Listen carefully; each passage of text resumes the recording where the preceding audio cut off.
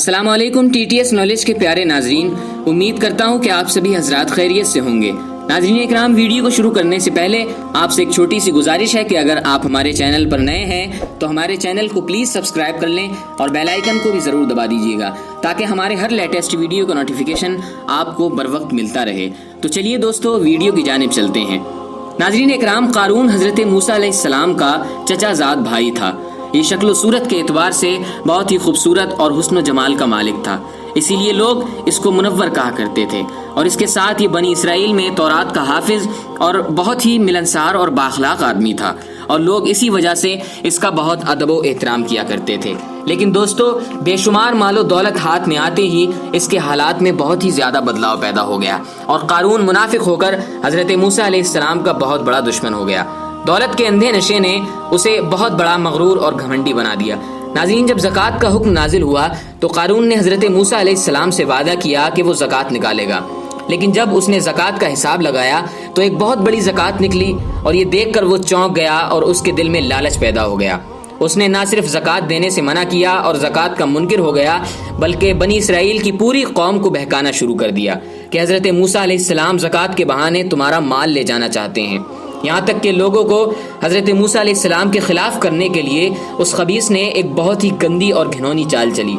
کہ ایک عورت کو بہت ساری دولت دے کر منا لیا کہ وہ آپ پر بدکاری کا الزام لگائے۔ اور اس وقت حضرت موسیٰ علیہ السلام لوگوں کو واعظ و نصیحت فرما رہے تھے۔ قارون نے آپ کو روکا اور کہا کہ فلاں عورت سے آپ نے بدکاری کی ہے، تو حضرت موسیٰ علیہ السلام نے فرمایا کہ اس عورت کو میرے سامنے لاؤ۔ پھر وہ عورت بلائی گئی اور حضرت موسیٰ علیہ السلام نے اس عورت سے فرمایا کہ اس رب کی قسم جس نے بنی اسرائیل کے لیے دریا کو پھاڑ دیا اور سلامتی کے ساتھ دریا کو پار کرا کر فرعون سے نجات دی، سچ بتا دے کہ معاملہ کیا ہے۔ حضرت موسیٰ علیہ السلام کے جلال سے وہ عورت خوف سے کانپنے لگی، اور اس نے بھرے مجمع میں یہ بات کہہ دی کہ قارون نے مجھے بہت ساری دولت دے کر اس بات کے لیے منایا کہ میں آپ پر بہتان لگاؤں۔ تو جیسے ہی اس عورت نے سب کو سچ سچ بتا دیا تو اس وقت فوراً حضرت موسیٰ علیہ السلام سجدہ شکر کے لیے رب کی بارگاہ میں گر پڑے، اور سجدے کی حالت میں آپ نے دعا مانگی کہ یا اللہ، قارون پر اپنا قہر و غضب نازل فرما دے۔ پھر آپ نے مجمع میں موجود لوگوں سے کہا کہ جو قارون کا ساتھی ہو وہ قارون کے ساتھ ٹھہرا رہے، اور جو میرا ساتھی ہو وہ قارون سے الگ ہو جائے۔ اور اس کے بعد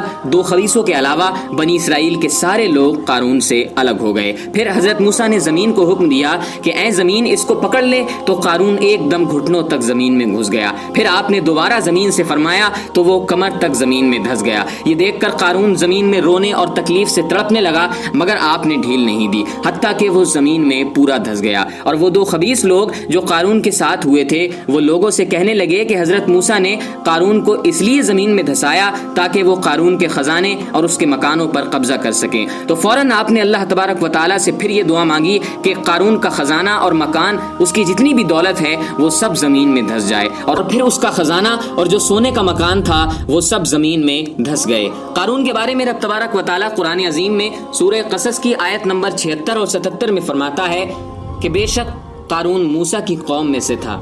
پھر ان پر اکڑنے لگا، اور ہم نے اسے اتنے خزانے دیے تھے کہ اس خزانے کی کنجیاں ایک طاقتور جماعت کو اٹھانا مشکل ہوتی۔ جب اسے اس کی قوم نے کہا کہ اترا مت، بے شک اللہ اترانے والوں کو پسند نہیں کرتا، اور جو کچھ اللہ نے دیا ہے اس سے آخرت کا گھر طلب کر، اور اپنا حصہ دنیا میں سے نہ بھول، اور بھلائی کر جس طرح اللہ نے تیرے ساتھ بھلائی کی ہے، اور ملک میں فساد مت کر، بے شک اللہ فساد کرنے والوں کو پسند نہیں فرماتا۔ قارون نے اپنے مال و دولت کے گھمنڈ میں اس نصیحت کو ٹھکرا دیا اور خوب بند سور کر تکبر و غرور میں قوم کے سامنے اتراتا ہوا آیا، اور حضرت موسیٰ علیہ السلام کی بدگوئی کرنے لگا، اور اس کا نتیجہ کیا ہوا کہ وہ اپنے سارے خزانے مال و دولت کے ساتھ زمین میں دھسا دیا گیا۔ تو ناظرین، اس سے ہمیں یہ سبق اور ہدایت ملتی ہے کہ اللہ تبارک و تعالیٰ اگر آپ کو دولت عطا کرے تو اس فرض کو لازم جانیں کہ اپنے مالوں کی زکوٰۃ ادا کرتے رہیں، اور ہرگز اپنے مال و دولت پر غرور و گھمنڈ کر کے بالکل نہ اترائیں، کیونکہ اللہ تبارک و تعالیٰ نے ہی آپ کو مال و دولت سے نوازا ہے۔ وہ جب چاہتا ہے تو پل بھر میں